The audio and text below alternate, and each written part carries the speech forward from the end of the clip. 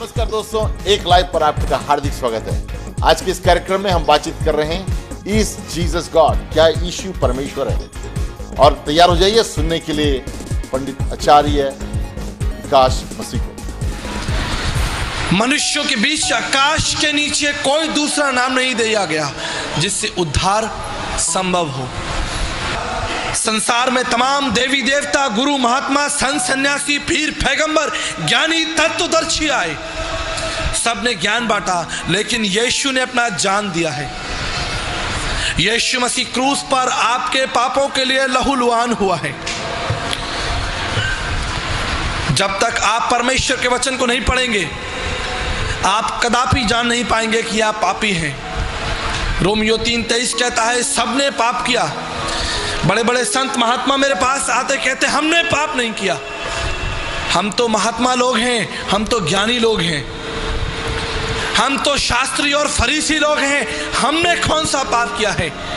तुम्हारी बाइबल में लिखा है सबने पाप किया है, तुम मानो, ये तुम्हारी बाइबल है।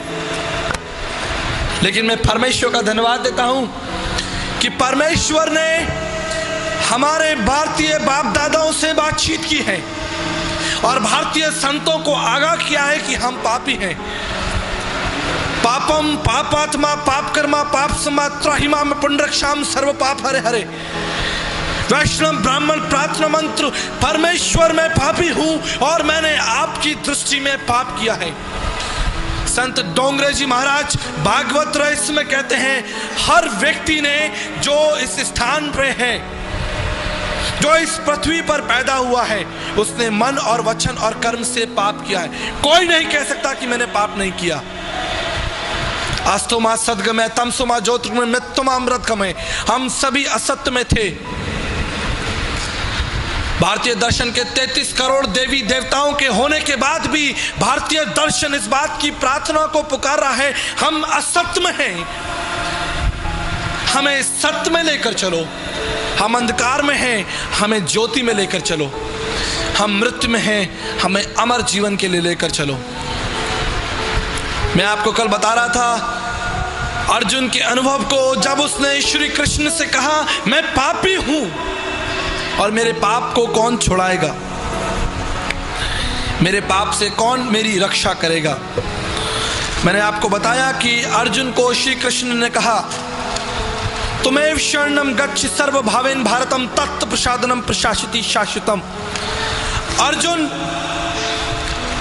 तुम उस परमेश्वर के पास जाओ जो तुम्हारे पापों को क्षमा करेगा। तुम्हारे पाप कौन क्षमा करेगा? वो परमेश्वर जिसके अनुग्रह से तुम्हारे पाप क्षमा होंगे। ऋग्वेद के 10वें मंडल 133-66 खंड को मैं आपके सामने रखता हूं। परमेश्वर, आप महान परमेश्वर हैं, आप हम पर दया करिए और हमारे समस्त पापों को हमारे जीवन से दूर करिए।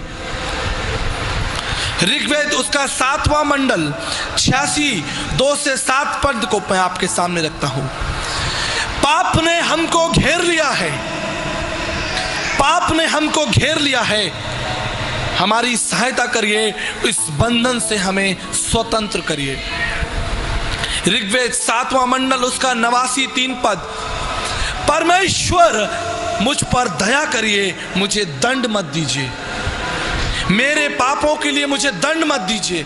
मैंने पाप किया है, आपकी दृष्टि में मुझे दंड मत दीजिए। ऋग्वेद 7:89 में लिखा है, आपकी दया से मैं शुद्ध हो जाऊंगा, आपकी दया से मैं बच जाऊंगा। ऋग्वेद 5 अध्याय उसके 8 और 78 पद में लिखा है, इन समस्त पापों को मेरे जीवन से दूर कर दीजिए। भारतीय दर्शन के दार्शनिक और तत्वदर्शी लोग इस बात से मुकर नहीं रहे कि वो पापी हैं। हम सब ने पाप किया है। ऋग्वेद के 10वें मंडल 90 पद में लिखा है, स्वयं परमेश्वर इस पाप के बंधन को तोड़ने के लिए इस पृथ्वी पर देह रूप धारण करेगा। जो देह के रूप में प्रकट होकर स्वयं का बलिदान चढ़ा देगा, जब तक वो बलिदान नहीं चढ़ाया जाएगा तुम्हारे पाप क्षमा नहीं होंगे। जब हम न्याय के अधीन होते हैं तो दंड कर हमें चुकाना पड़ता है, दंड हमको देना पड़ता है जब न्याय हमारे ऊपर हावी हो जाता है। अमेध्यो वे पुरुषो अनत्र वदंती, अमेध्यो वो पुरुषो अनत्र वदंती। सब ने पाप किया, लेकिन उन समस्त पापों के लिए परमेश्वर की उपस्थिति इस बंधन को तोड़ सकती है। हालेलुया। आप ध्यान दीजिए, संपूर्ण जीवन आप झूठ बोलते हैं, संपूर्ण जीवन आप व्यभिचार, लड़ाई झगड़ा, मारकाट, अपमान, बुराइयां, तमाम उन पापों को साधारण आप सोचते हैं कि मैं कोई पाप नहीं कर रहा हूं, लेकिन आप प्रत्येक क्षण पाप कर रहे हैं। यहोवा परमेश्वर की दृष्टि में, चाहे आप माने ना माने, आप किसी भी जाति, समाज, कुल, भाषा, क्षेत्र, रंग रूप के क्यों ना हो, आप पाप के अधीन हैं। और इस पाप से छुटकारे के लिए स्वयं परमेश्वर का हस्तक्षेप जरूरी है। देवानुग्रह हेतुक्रम उस परमेश्वर की मांत्रिक उपनिषद, उस परमेश्वर के अनुग्रह से ही तुमको पाप से क्षमा मिलेगी, दूसरा कोई रास्ता नहीं है। ना योगेन सांख्यन कर्मणा नो ना विद्याया ब्रह्मकित मोक्ष विद्यते सिद्धाय नान्यथा। विवेक चूड़ामणि 56 में लिखा है।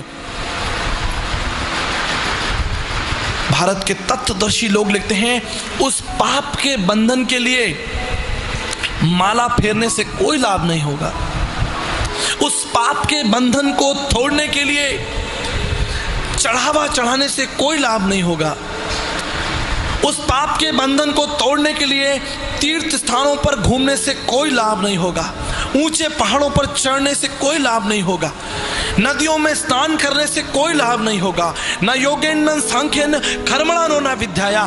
तुम्हारे धर्म के कामों से भी कोई लाभ नहीं होगा। क्यों? क्योंकि मनुष्य स्वयं अपने पाप के बंधन को नहीं तोड़ सकता। अगर स्वयं मनुष्य अपने पाप के बंधन को तोड़ सकता तो परमेश्वर को मनुष्य रूप धारण कर इस पृथ्वी पर भयंकर मौत को सहने की कोई आवश्यकता नहीं होती। अगर मनुष्य अपने पाप के बंधन से स्वयं फारिग हो जाता तो यीशु को अपने ऊपर थुकवाने की आवश्यकता नहीं होती, प्रभु यीशु मसीह को कोड़े खाने की आवश्यकता नहीं होती, प्रभु यीशु मसीह को लात और घूंसे खाने की आवश्यकता नहीं होती, प्रभु यीशु मसीह को क्रूस पर भयंकर मौत सहने की आवश्यकता नहीं होती। अगर मनुष्य अपनी बुद्धि से उस पाप के बंधन से बाहर निकलता। आदि में वचन था, वचन परमेश्वर था और वचन देदारी हुआ। वचन इसलिए देदारी हुआ कि वो तुम्हारे पापों को तुम्हारे जीवन से दूर कर दे।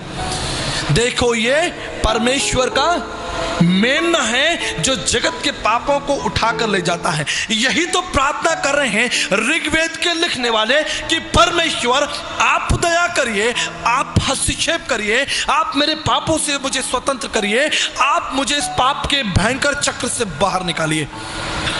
मौसम कौन कुटिल खलकामी, पापी कौन बड़ो है मुझसे, सब पततन में नानी, सब पापों में अधिक पापी मैं हूं। गीता के 3 अध्याय 13 पद में लिखा है, यज्ञ शिष्टान्य संतो मुच्यते सर्व किलश। जब तक परमेश्वर यज्ञ नहीं करेगा, जब तक स्वयं परमेश्वर यज्ञ नहीं करेगा, तब तक मनुष्य जाति के लिए उद्धार का द्वार नहीं खुलेगा। ये यज्ञ क्या है और इसे परमेश्वर कैसे करेगा? तद रक्तनम परमात्मनम पुण्यदान बल्यागनम सर्व पाप परिहरो रक्त प्रक्षणम मावश्यम। जब तक परमेश्वर स्वयं अपना लहू ना बहाए, ध्यान दीजिए, जब तक स्वयं परमेश्वर का लहू नहीं बहेगा, मनुष्य जाति के पाप का बंधन नहीं टूटेगा। ये बाइबल में नहीं लिखा है, बृहदारण्यक का उपनिषद में लिखा है। समस्त मानव जाति के पापों के लिए स्वयं परमेश्वर को महायज्ञ करना पड़ेगा। यज्ञ शिष्टानीय संतो सुमच्छते, अपने बच्चों के छुटकारे के लिए, संतों के छुटकारे के लिए परमेश्वर का यज्ञ।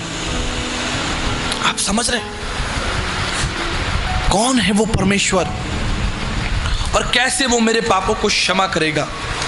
कैसे मैं जानूंगा, कैसे मैं समझूंगा कि वो परमेश्वर कौन है? जाकी रही भावना जैसी, तितवाने देखी सूरत जैसी। जिसकी जो समझ में आया उसने ईश्वर को बना दिया। किसी ने लाल कर दिया, किसी ने पीला कर दिया, किसी ने 10 हाथ लगा दिए, किसी ने 12 हाथ लगा दिए, किसी ने धनुष पकड़ा दिया, किसी ने चक्र पकड़ा दिया, किसी ने गदा पकड़ा दिया। मित्रों, मैं आज की शाम आपके सामने एक प्रश्न रखना चाहता हूं।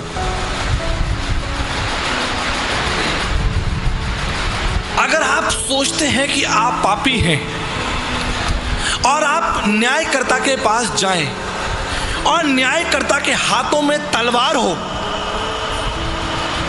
न्यायकर्ता के हाथ में गदा हो, न्यायकर्ता के हाथ में चक्र और त्रिशूल हो, क्या आप उसके समीप जाएंगे?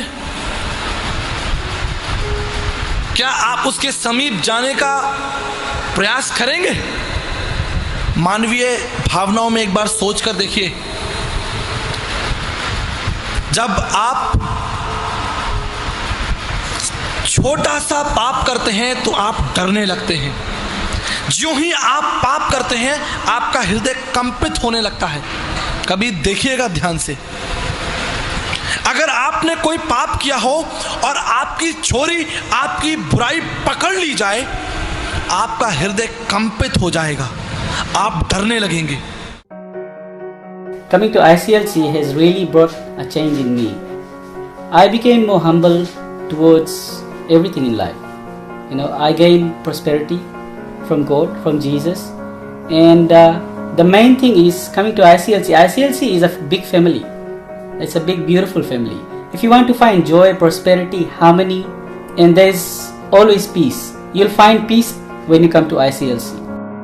When we came to ICLC, we found peace, joy, and strength. I found my friends in ICLC. We found blessing in ICLC. मैं ये चाहता हूँ, कोई अगर निराश हो, आशा नहीं, जिसके पास दुखी हो, बीमार हो, कोई चीज की जरूरत हो, आप सोचते कि आप आउटप्लेस है, कोई आशा नहीं है आपके पास, आप आ सके हम लोग के चर्च में और वहाँ से आपके रास्ता परमेश्वर दिखाएगा और आप उद्धार पाएगा, आपके जीवन में आशीष आएगा, एक नया जीवन पाएगा, स्वर्ग के पुस्तक में आपके नाम लिखा जाएगा।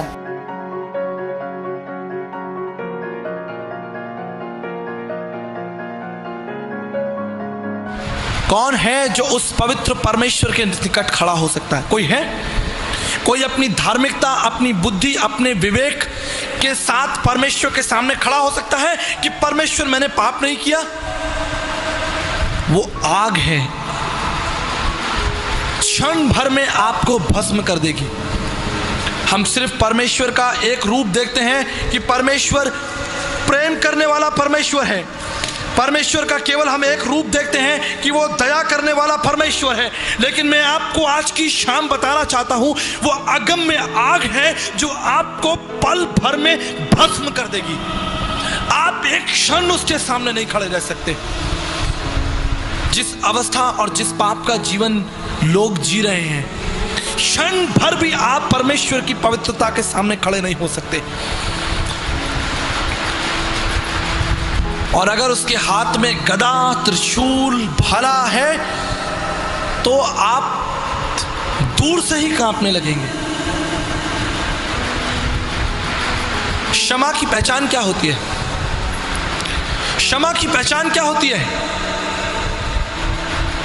क्षमा की पहचान आंखों से झलकती है, प्रेम से झलकती है, चेहरे से झलकने लगती है कि ये व्यक्ति मुझे क्षमा करने आ रहा है या मुझे मारने आ रहा है।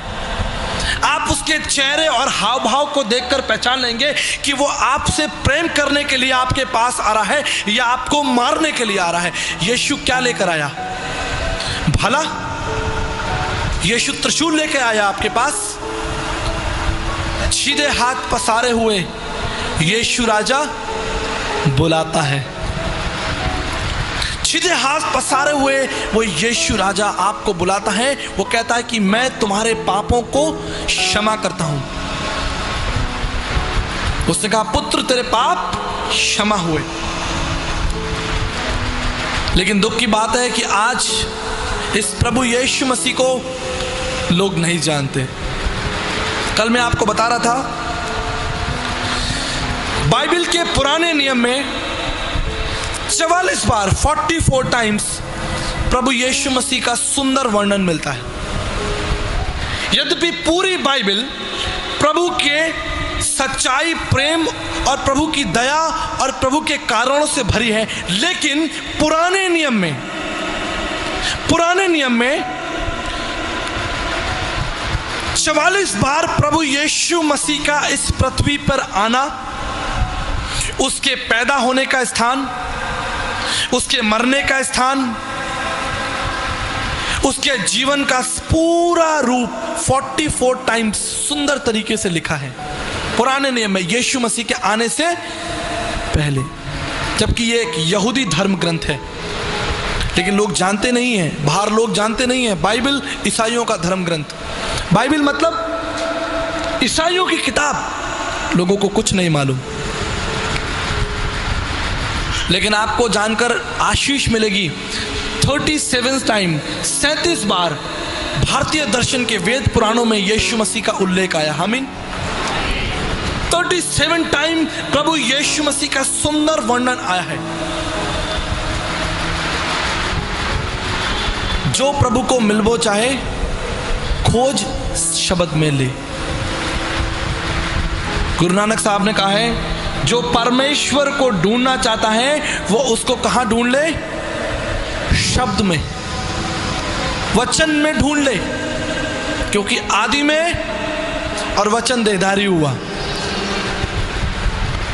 यीशु मसीह कोई संत नहीं है, यीशु मसीह कोई महात्मा नहीं है। यीशु मसीह विराट अगम्य परमेश्वर है, जिसने आकाश और पृथ्वी की नींव डाली है।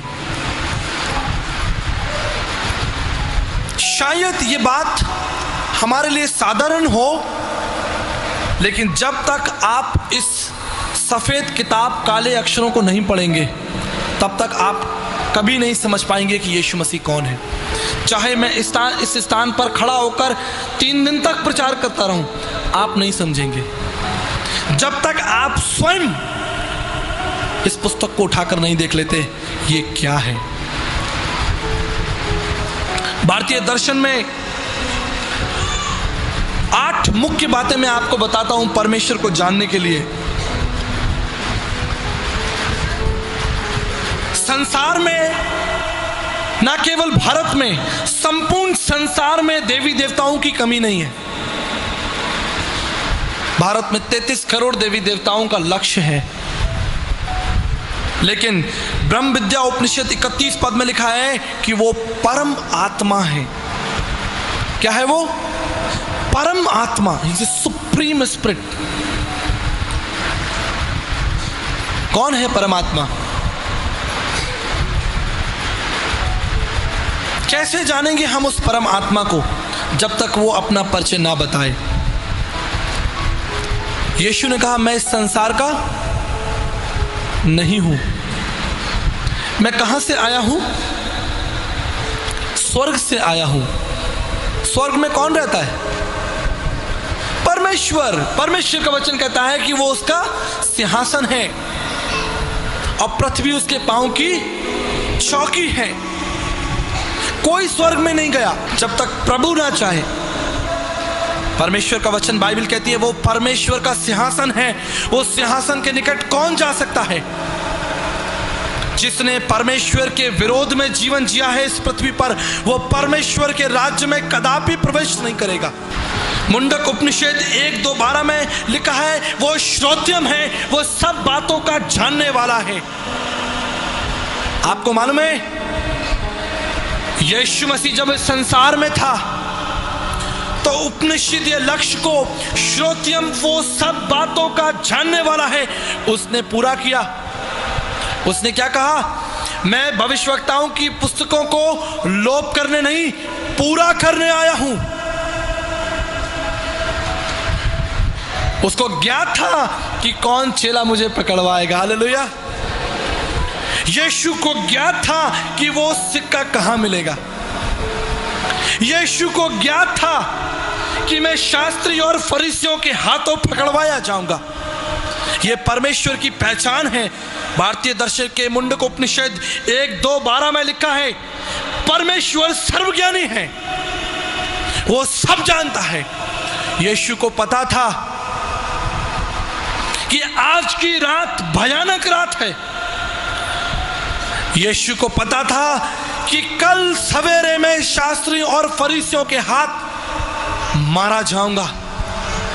यीशु को पता था कि मैं तीसरे दिन मुर्दों में से जी उठूंगा। यीशु को पता था कि मैं फिर 40 दिन इस पृथ्वी पर रहूंगा। हालेलुया। भारतीय दर्शन की इस प्रार्थना को कि परमेश्वर श्रोत्यम है, वो श्रुतियों का ज्ञाता है, वो भविष्य का ज्ञाता है, इस कारण को सिर्फ और सिर्फ प्रभु यीशु मसीह ने किया। भारतीय दर्शन के मुंडक उपनिषद 1:21-2 के अनुसार ब्रह्मनिष्ठम पूर्ण परमेश्वर, आंशिक परमेश्वर नहीं, पूर्ण परमेश्वर। यीशु मसीह कोई संत महात्मा नहीं था। यीशु मसीह कोई ज्ञानी पुरुष नहीं था। यीशु मसीह कोई दिव्य कोई कारण नहीं था। ब्रह्मनिष्ठम पूर्ण परमेश्वर मनुष्य पर, इस पृथ्वी पर मनुष्यों के बीच में पूर्ण परमेश्वर। फिलिप्पुस ने यीशु मसीह से क्या कहा कि पिता को दिखा दे। यीशु ने यह नहीं कहा कि फिलिप्पुस मैं तुझे पिता को शाम को दिखाऊंगा। यीशु ने यह नहीं कहा कि फिलिप्पुस तू उसकी आराधना करता रहे और एक दिन तू पिता को देख लेगा। यीशु ने यह नहीं कहा कि फिलिप्पुस जिस दिन तू मरेगा उस दिन तू पिता को देख पाएगा। फिलिप्पुस को यीशु मसीह ने उत्तर दिया कि मैं पिता हूं, ब्रह्मनिष्ठम, मैं हूं वो परमेश्वर जो तेरे सामने खड़ा है। मैं हूं ब्रह्मनिष्ठम। मुंडक उपनिषद 1:21-2 के इस पद को प्रभु यीशु मसीह ने पूरा किया। उसने कहा मैं हूं पूर्ण परमेश्वर, बिना मेरे द्वारा कोई स्वर्ग में प्रवेश नहीं कर सकता। स्वर्ग के फाटकों को खोलने वाला सिर्फ एक नाम, वो नाम है यीशु मसीह। भारतीय दर्शन के अनुसार दो प्रकार के विकल्प हमारे सामने हैं, ऐतिहासिक और अऐतिहासिक, हिस्टोरिकल एंड नॉन हिस्टोरिकल।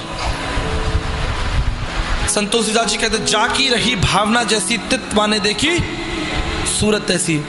किसी ने 10 हाथ लगाए, किसी ने 10 सर लगाए, किसी ने 10 हाथों में शस्त्र पकड़वा दिए, किसी ने लाल कर दिया, किसी ने पीला कर दिया। ये मैं नहीं कह रहा हूं, आदरणीय संत तुलसीदास जी कह रहे हैं। जिसकी भावना जैसी हुई उसने ईश्वर को वैसा रूप दे दिया। किसी ने ईश्वर की पूंछ लगा दी। रोमियो का पहला अध्याय खोलिए, देखिए मनुष्य जाति का पाप सिर्फ ये नहीं है कि हम झूठ बोलते हैं, चोरी करते हैं, डाका डालते हैं, मक्कारी करते हैं, क्योंकि ऐसे बहुत से काम आपने नहीं किए हैं। हो सकता है कि आपने डाका नहीं डाला हो सकता है कि आपने व्यभिचार नहीं किया हो सकता है कि आपने कोई ऐसा काम अपने हाथों से नहीं किया हो, लेकिन देखिए परमेश्वर क्या कहता है। इब्रानियों रोमियो उसका पहला अध्याय 21 पद को मैं आपके सामने पढ़ता हूं। इस कारण वे परमेश्वर को ना जानने पर भी उन्होंने परमेश्वर की ओर बढ़ाई और धन्यवाद नहीं किया, परंतु व्यर्थ विचार, कौन से विचार? व्यर्थ विचार करने लगे, यहां तक कि उनका निर्बुद्धि मन अंधेरा हो गया और वो अपने आप को बुद्धिमान जताकर मूर्ख बन गए और नाशवान लिखा है अविनाशी परमेश्वर की महिमा को नाशवान मनुष्यों में बदल दिया और पक्षियों और चौपाइयों और रेंगने वाले जंतुओं की मूर्तों में बदल डाला। उस पवित्र परमेश्वर को जानवरों में बदल डाला। उस परमेश्वर की पूंछ लगा दी, उस परमेश्वर के कान नाक बना दिए। बाइबल कहती है कि परमेश्वर पवित्र है, स्वर्ग उसका सिंहासन है और पृथ्वी उसके पांव की चौकी है। अंद्रम प्रविशन्ते सम्मुपास्ते न तस्य प्रथमास्ति यश न मदस। यजुर्वेद 3:23 में लिखा है, गीता 7 अध्याय 22 पद में लिखा है, खबरदार कि तुमने परमेश्वर के साथ खिलवाड़ किया, खबरदार कि तुमने परमेश्वर की प्रतिमा बनाई, खबरदार कि तुमने परमेश्वर को पत्थरों में ढूंढा। लिखा है अंधरम प्रविशन्ते, संपूर्ण जीवन काल तुमको अंधकार में जिताना पड़ेगा, संपूर्ण जीवन इस पृथ्वी के बाद तुमको उस अंधकार में जीना पड़ेगा अगर तुमने परमेश्वर की महिमा को छेड़छाड़ की। अंधरम प्रविशन्ते समुपासिते न तस्य प्रतिमास्ति यश नाम मदस। परमेश्वर जो पवित्र है, तस्य प्रतिमा उसकी मूर्ति नहीं होती, जो पवित्र है, जो निष्कलंक है, सर्वव्यापी है, आत्मा है। He is the most high. You cannot dare to imagine. आप उसको लाल और पीला नहीं कर सकते मेरे मित्रों। आशा है दोस्तों कि ये आपको कुछ ज्ञान प्राप्त हुआ होगा यीशु मसीह के बारे में। और हम इस भाग को यहाँ पर समाप्त करते हैं, लेकिन इसी को आगे हम सुनाने जा रहे हैं आने वाले हफ्ते में पार्ट 2 भाग को। आप जरूर शामिल हो जाइए दूसरे भाग को सुनने के लिए हमारे साथ में, और हमें संपर्क करिए यदि आप अधिक जानकारी चाहते हैं हमारा नीचे दिए हुए नंबर पर, और हमारे जो ऑपरेटर्स हैं आपके फ़ोन का इंतज़ार कर रहे हैं और ज़रूर आपके लिए प्रार्थना करेंगे।